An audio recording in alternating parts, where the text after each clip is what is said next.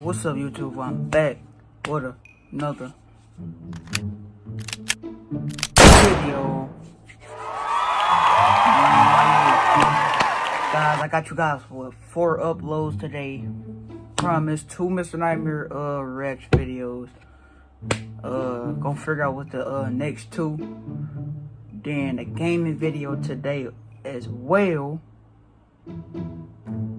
Then I think I don't know. Don't quote me right here, but I might make a video on my second channel. But right now we got Mr. Nightmare 3 Disturbing True Horror Story. You feel me?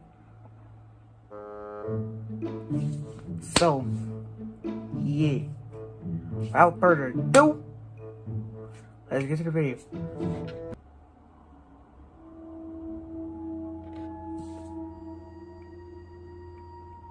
They should be like volume 8 or something, cause like he made plenty of these. Caleb Samuels, let's see what you got, boy. I live in Branson, Missouri, and not far from my house is an abandoned theme park called Celebration City. It's been abandoned for over a decade now, having closed in 2008. It was themed after America in the 20th century.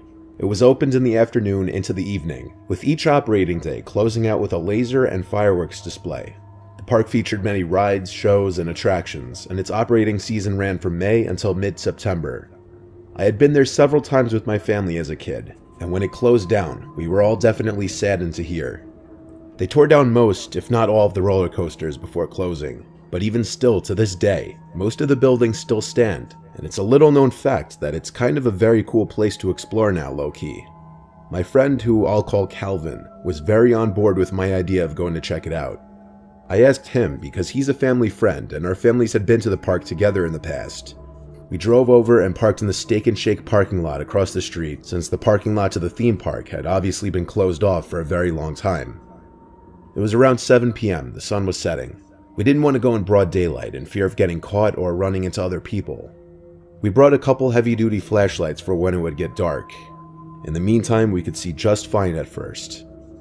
We jogged across the street when no one was looking, as we didn't want to be obvious about trespassing in the park. When no cars were coming, we cut into the grass and into the trees surrounding the property of the park. It was surprisingly easy to sneak into the park. In fact, it didn't even really feel like we were sneaking in at all. Not that I'm encouraging anyone to trespass. Seeing all the old buildings and attractions I remembered from when I was a kid still standing in this now cold and empty setting was so eerie. It's like a part of my childhood was dead. One thing was for sure though, we were the only people in this place. No other sounds but the crickets. We couldn't even hear the traffic from outside. As we walked around, we realized so much was left behind. It was clear that people had been here since it closed because of writings and occasional graffiti on the wall. But lots of props and such were still in place or behind the glass in buildings. Some of the buildings had broken glass though, indicating people had broken in and explored some of them. As it got darker, we decided to crawl in through one of these windows to one of the buildings. Once inside, we realized it was the diner once called Last Chance Diner. It was dark inside and admittedly creepy. Why the hell is it an ice cream truck in the background? Shit, I'm glad I'm not watching no ice cream truck horror stories. Imagine if I was. Bro, I would be so, bro. But if you guys live in Michigan, if you ever been in Michigan Adventures and you've been to like one of their restaurants, diners, don't that look exactly like that? It looks exactly like that Michigan Adventures restaurant thing. It looked exactly like that, like the whole setting, all of it. The front door was closed, locked, and covered. There were oddly planks of wood and I guess other random debris and objects laying all around the dining space. The best I could describe it, it seemed like it was being used for storage. Like things from outside were brought into there. Calvin was checking out the other side of the place. I yelled to him I'm checking out the bathroom. Then I proceeded to one of the bathrooms. What is that? There was a different smell in here. Not possible to explain, but there were 3 stalls in here. And as soon as I got in there was a sound from one of them, like something really small being dropped to the floor. I said, "Hello?" Then I would have got my ass the fuck out. See? You know, we ain't even gotta say this. You guys already know what I would've did. I had my flashlight on in this pitch black room. All 3 stall doors were closed, but something made a noise in there. I held the bathroom door open with my foot, then got on my knees and aimed the flashlight below one of the stalls, and I saw a pair of shoes and legs. I gasped and jumped, and looked under the other 2 stalls, and there was the same thing. There were 3 pairs of shoes and legs visible under the stall doors. Hold on, and bro, hold on. That shit scared the fuck out of me. Hold on, this shit too wild. Turn them began to move as if they were getting down on their knees to look under the stall door, but I didn't stick around long enough to see their face. I was already out of the bathroom yelling for Calvin to leave. I climbed back out through the window, and he followed me, not asking questions till we were out and away from that building. I told him about the 3 people in the stalls. He made a joke that they were taking a shit, but I knew that meant he didn't entirely believe me. I told him one of them was about to look under the stall. When I tried to explain the bizarre sight better to him, his expression changed to a more freaked out look. We clearly weren't alone there, and if those were just 3 friendly people also there exploring but just using the bathroom, I feel like they would have said something as I came in, or definitely after I said hello in there. By the time we were out of the park and back to the car, it was pretty much pitch black out. We haven't returned there since. I don't have an explanation for what I saw. It was scary and weird, and definitely switched the mood of what was otherwise a fun day. Nigga. All I know is I ain't never doing no shit like that. I don't care. I don't care how many childhood memories I got from that. I don't care. I'm not going back to that, bro. I'm a 30-year-old woman living alone in a mid to lower income area. There's some crime in my town, but I don't live in a ghetto. Still, sometimes I do feel a little uncomfortable. I don't know a lot of my neighbors too well, other than my next door neighbors, who are both nice. The houses across the street are a different story. I like knowing my neighbors because it makes me feel a little safer living alone. I'm a big scaredy cat, so my biggest fears of living alone came true when one night I was in bed trying to fall asleep. It was pretty late on a work night, past 11. I heard the leaves slightly crunching on the side of the house. Human or not, I couldn't tell. There are a lot of cats and raccoons walking around here at night. The following night, I was awoken to something outside my window, like a singular crack or tap. It must have been the window frame. It was October, so I still had the windows open for air.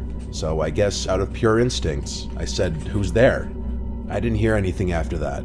I got up and lifted my blind, and no one was outside. 2 nights in a row of this, I was starting to think I was getting paranoid over the smallest things, like regular house noises. So I tried to fall back asleep, but that same night, I woke up again. This time to some scratching or scraping sound from the backyard. I heard it through the window. I got up from my bed and went out to the little living space by the back door. I heard the clicking louder now. It was right outside the sliding door. I turned on the light in the living space, and then the sound stopped. I went over to the sliding door, which is covered by a sliding curtain. I was so scared to pull it, expecting to see someone, but when I yanked it open like a band-aid, no one was there. I flicked on the backyard light and slid open the door. I was relieved to see no one out there, including raccoons or some other pests. I listened to the crickets for a minute, then heard something in my tiny yard. Something rustling in the bush. I looked at the bushes. They're too thick to really see anything, but they're definitely a good place for someone to hide. And if that sound wasn't a raccoon or possum, I didn't want to know what it was. I went back inside. I made sure everything was locked. I went back to my room and even locked my bedroom door. After about 10 minutes of laying in my bed, there was a knock at my front door this time. I was starting to freak out now. Bro, come on. I ignored it and stayed in my bed. No one should be knocking this late at night. If it happened again, I'd call 911. It didn't happen again.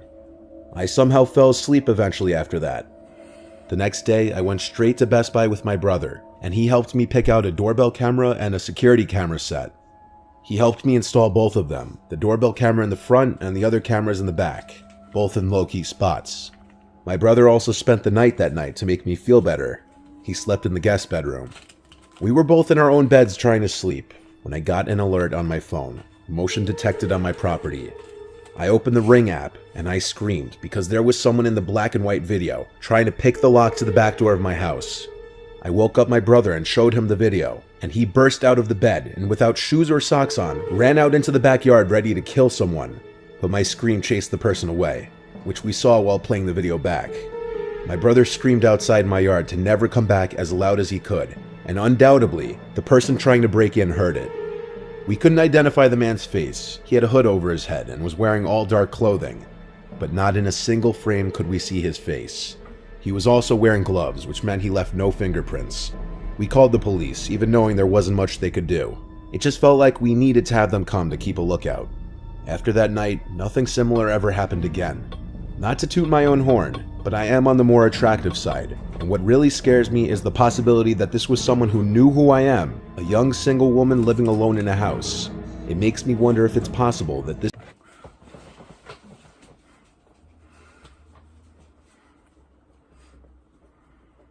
Now I remember this. I remember that sound effect.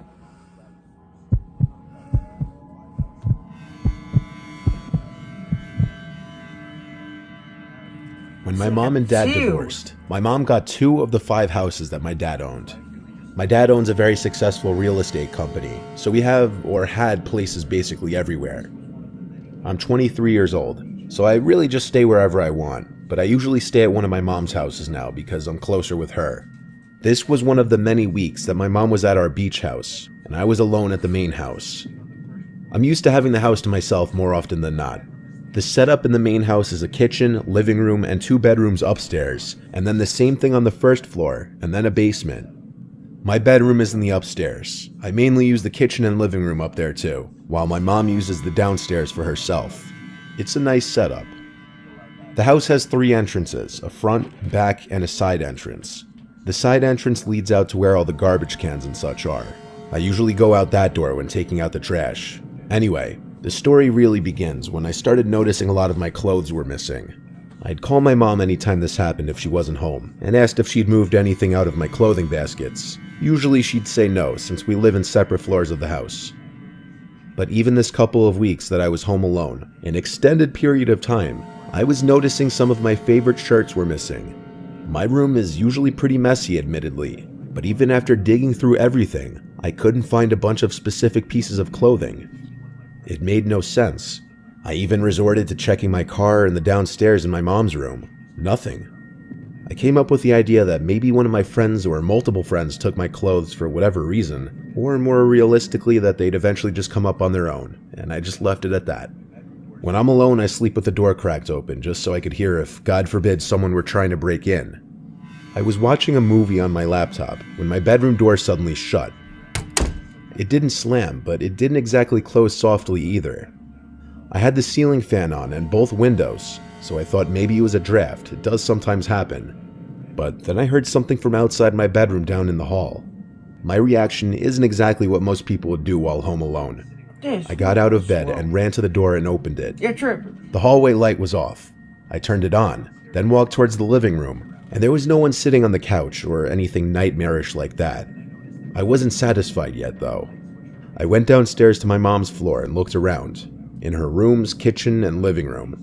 But then I noticed the basement door ajar. The light switch for the basement is right atop the stairs. It's a string you pull down. I went down into the basement, the relatively unused basement. There's just a couch, TV, a few workout machines, and a small room with a punching bag down there. There's also 4 doors that lead to closets, and a smaller door you have to crouch down into to get into this little crawl space type closet.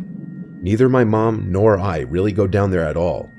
I caught through my peripheral vision. The little door to the crawl space closet moved just a little bit.